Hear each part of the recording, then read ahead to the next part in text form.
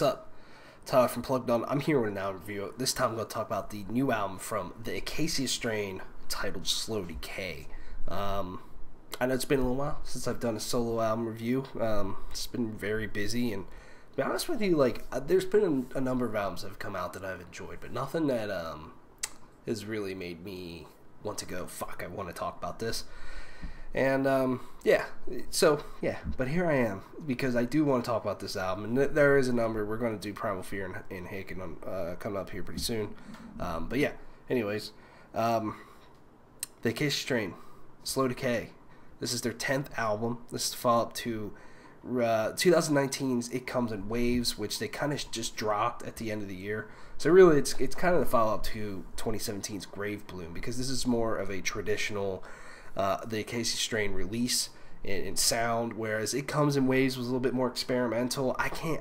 There's some moments on that album, but I just personally can't really get into it personally. It's kind of like one long song in a way. I mean, it's interesting for sure, and it's more experimental, kind of stretching their wings a little bit creatively. And but here we are with Slow Decay, and what was interesting about this album is they dropped pretty much the whole thing except for like 2 songs as kind of singles almost, where every couple weeks they were dropping 2 songs, and each one had a different letter, eventually spelling out Decay. And I thought that was a really interesting way to drop this album, and kind of kept them in the conversation a lot in those playlists, the new metal playlist, the new metal tracks for the week or whatever, things like that. And certainly interesting in an era where streaming is more and more prevalent.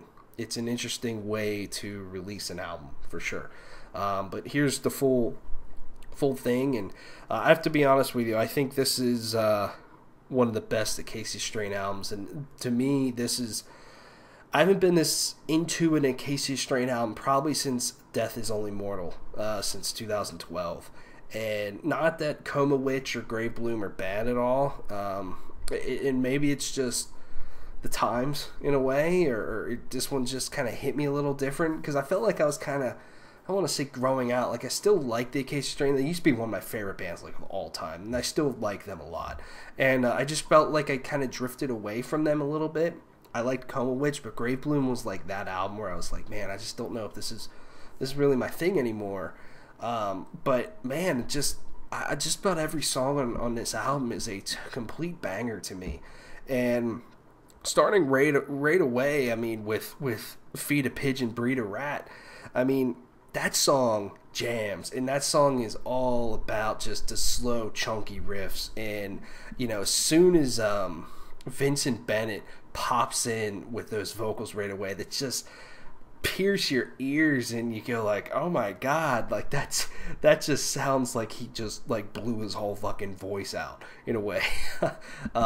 It's like, all right, let's go. I mean, that riff is really great, and I love that song. It's very, very catchy.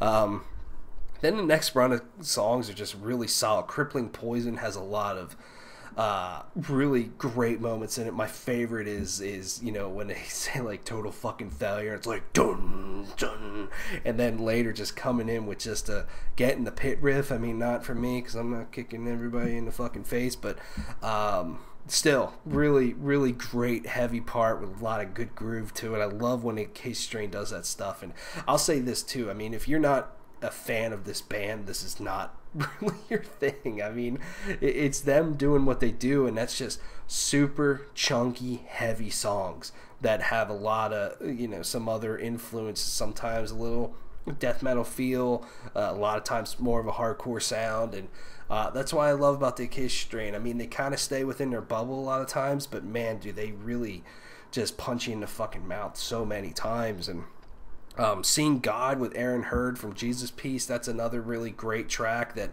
has a ton of catchy parts all over it. Solace and Serenity is a really interesting song, but I swear they've used that same exact riff in pattern before. I have to go dig through their discography to find the exact song that I'm thinking of, but it's got to be around the Worm Witch, Death Is Only Mortal, or Wormwood, sorry, or Death Is Only Mortal albums.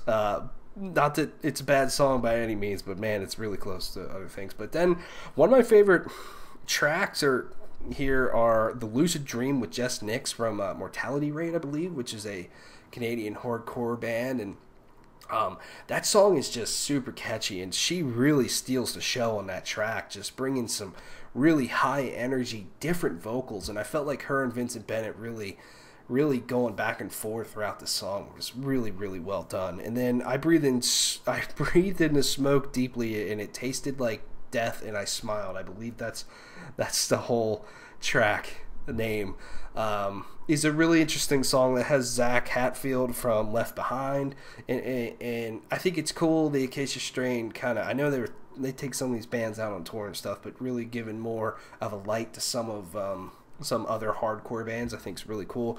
And what I liked about that song is just it kind of broke everything up a little bit. It's a slower song, a little bit more melodic, a little bit more atmospheric for this album and this band. And really liked it. And then I just think some of these other songs, like Inverted Person, pretty solid.